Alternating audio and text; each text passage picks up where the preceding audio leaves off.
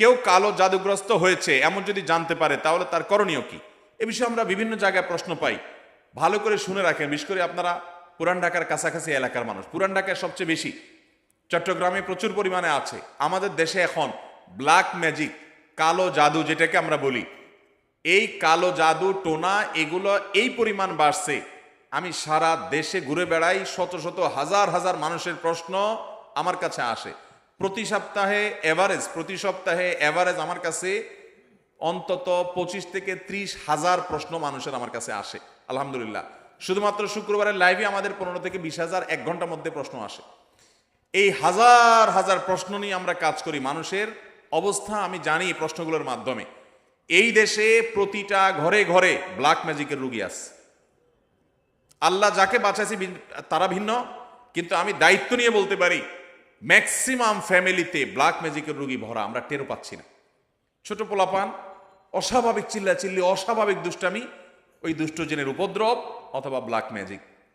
অসুস্থ, কোনোভাবে ভালো হচ্ছেন না, বহু ট্রিটমেন্ট করছেন, চেক আপ করেছেন, ডায়াগনোসিস হচ্ছে না। সবসময় নিশ্চিত না, কিন্তু অনেক ক্ষেত্রেই এগুলা ব্ল্যাক ম্যাজিকের রোগী হওয়ার সম্ভাবনা। আপনারা দেখবেন ফেসবুকে ইদানিং এই উৎপাত বেশি বাড়ছে। বিভিন্ন পোস্টের কমেন্টে দেখবেন পোস্টার দিয়া প্রচার করে তান্ত্রিক অমুক কামরূপ কামাখ্যা থেকে প্রশিক্ষণ প্রাপ্ত। দেখছেন নি? এগুলো হলো শয়তানের খালাতো ভাই, সাক্ষাৎ খালাতো ভাই। এবং আপনার বিভিন্ন ঢাকা শহরের পিলারে পিলারে দেখবেন এই তান্ত্রিক অমুক, ভাগ্য বদলায় দেয়, এটা করে সেটা করে, এসব শয়তানি অ্যাডভার্টাইজ দেখছেন না? দেখেন নাই?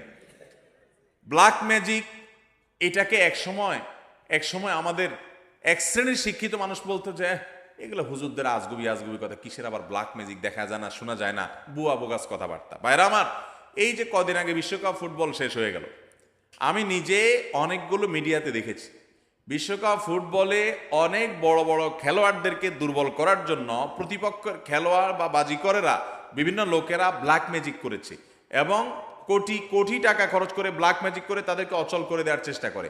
আর এই বিশ্বকাপ অনেক দূরে রাখেন, আমার দেশে আসেন, একটা খেলা আছে, নাম হলো পাতা খেলা। আপনি গুগলে সার্চ দিয়ে যে পাতা খেলা দেখলে আপনি পাবেন। আমি সার্চ দিয়ে অন্তত 2-4-5টা জাতীয় দৈনিকের রিপোর্ট, প্রতিবেদন, এই খেলার আদ্য পান্ত জেনে তারপরে কথা বলছি। আমি আলহামদুলিল্লাহ ওই ফেসবুকে ঠুনকো ঠানকো কোথায় কি পাইছে টাইছে এগুলো নিয়ে আমি কথা বলি না, বক্তব্য দেই না।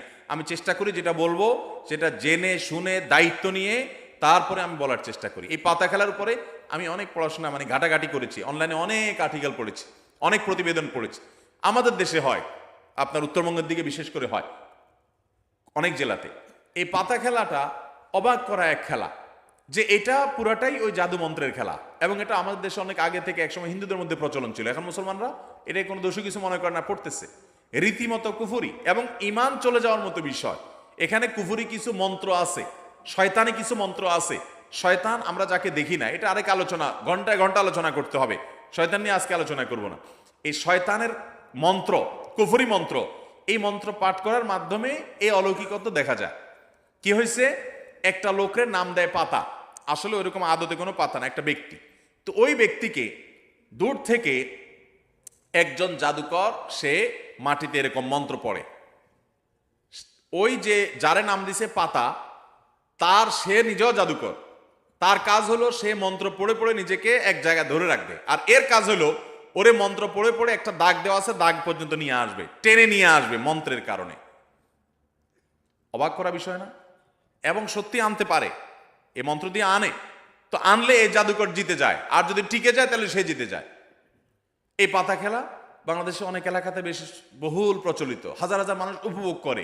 এই যে কুফুরি কালাম পড়ে অনেক অলৌকিক কাজ করা যায়। একটা আস্ত সুস্থ মানুষ অসুস্থ হয়ে একদম কবর পর্যন্ত চলে যাবে, টেরও পাবেন না, ভয়াবহ রোগ হবে এই ব্ল্যাক ম্যাজিকের কারণে।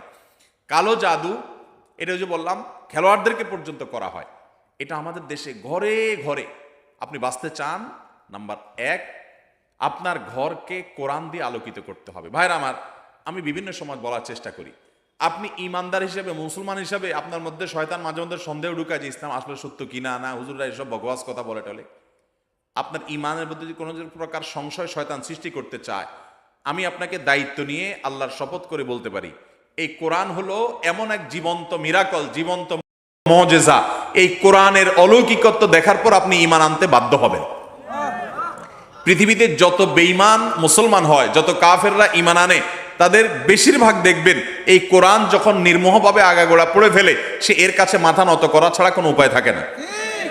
ওমর রাদিয়াল্লাহু তাআলা আনহুর মতো জাদ্রেল মানুষ যাচ্ছিলেন নবী করিম সাল্লাল্লাহু আলাইহি সাল্লামকে হত্যা করার জন্য, বোনের বাসায় যায় দেখে বোন তেলাওয়াত করতেছে, আওয়াজ শুধু শুনছে, তেলাওয়াত শুনেই পাগল হয়ে গেছে। আরে এ তো সাধারণ কোনো কথা না, আকৃষ্ট হয়ে গেছেন।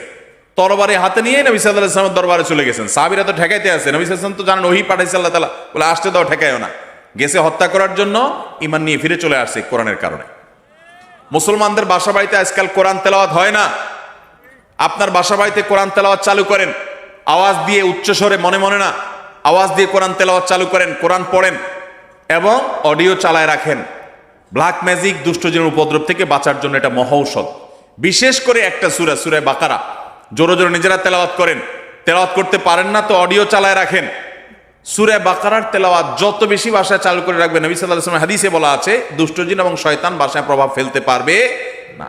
এক। দ্বিতীয় আমল, তাহলে কোরআন বেশি বেশি পড়বেন, বিশেষ করে সূরা বাকারা। দ্বিতীয় আমল হলো সকাল সন্ধ্যার দোয়া এবং জিকির, এগুলা নিয়মিত পড়বেন, এগুলা রক্ষা কবচের মতো কাজ দেয়। তৃতীয় আমল হলো ঘরের মধ্যে কোনো হারাম জিনিস রাখবেন না, ছবি টবি এটা সেটা রাখবেন না, এবং গুনাহমুক্ত রাখবেন বা ঘরকে। 4 নম্বর আমল হলো যতবার বাসায় ঢুকবেন বিসমিল্লাহ পড়ে ঢুকবেন, বের হওয়ার সময় বিসমিল্লাহ পড়ে বের হবেন। টয়লেটের দরজাগুলো বন্ধ রাখবেন, ঢুকতে বিসমিল্লাহ পড়ে বের ঢুকবেন, দোয়া পড়ে ঢুকবেন, বের হওয়ার সময় দোয়া পড়ে বের হবেন। খাওয়ার সময় বিসমিল্লাহ পড়ে খাবেন, প্রত্যেকটা কাজে বিসমিল্লাহ করবেন, শয়তান অংশগ্রহণ করতে পারবে না ইনশাআল্লাহ। আর বিশেষভাবে 3 কুল সকাল সন্ধ্যায়, কুল হুয়াল্লাহ, কুল আযুল ফালাক, কুল রাব্বিন নাস, 3 বার সকাল সন্ধ্যার আমলের মধ্যে এটা চলে আসছে। আলাদা করে এটা রাতে, সকাল সন্ধ্যায় বিভিন্ন সময় পড়বেন ইনশাআল্লাহ। বিদিন আল্লাহ তাআলা এই দুষ্টজিন এবং ব্ল্যাক ম্যাজিক থেকে বেঁচে থাকার তৌফিক দান করবেন। এরপরে প্রশ্ন হলো, আসুন্নাহ ফাউন্ডেশনের দেওয়া অফিস আসিফ হুজুরকে দিয়ে রুকিয়া করা হয়েছে, আপনি কি রুকিয়া করেন? না ভাই, আমি রুকিয়া করি না। তবে আমরা অনেক রাকিকে চিনি ব্যক্তিগতভাবে, কেউ চাইলে বলি ভাই অমুকের কাছে যান, বিভিন্ন রাকিরা আছে, আপনারা অনলাইনে খুঁজতে পারেন। বিভিন্ন এলাকায় অসুখ বিসুখ যাতে কম হয়, বার্ষিক সিন্নি, খোদাই সিন্নি, মহরমের সিন্নি নামে বিভিন্ন সিন্নি করা হয়, এগুলো করা কতটুকু বৈধ? অসুখ বিসুখ হলে আল্লাহর কাছে তওবা ইস্তেগফার করবেন, দোয়া পড়বেন এবং ডাক্তারের কাছে যাবেন। অসুখ বিসুখের জন্য দান সাদাকা করবেন। কিন্তু এই যে আপনার সিন্নি দেওয়া মানে হলো, ধরেন আপনার এই উপলক্ষে মিলাদের আয়োজন করলেন, নবী করিম সাল্লাল্লাহু আলাইহি ওয়াসাল্লাম বা সাহাবা একরাম কেউ এরকম অসুখ বিসুখ হলে, বিপদ আপদ হলে এরকম কোনো কাজ করতেন বলে আমাদের জানা নাই। বিধায় খেয়াল রাখতে হবে যে এগুলা কোনো সুন্নাহসম্মত আমল না।